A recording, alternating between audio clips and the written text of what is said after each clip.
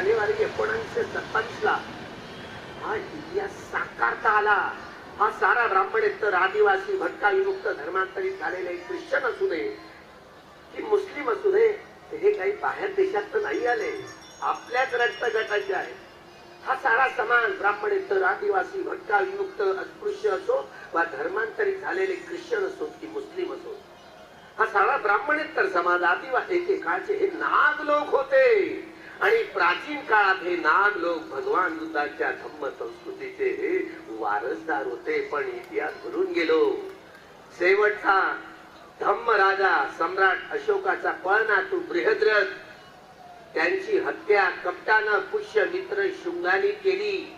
ज्या दिवशी सम्राट अशोकाची धम्म दीक्षा झाली तो धम्म विजय दिवस. धम्म विजय दिवस, त्याला विजयादशमी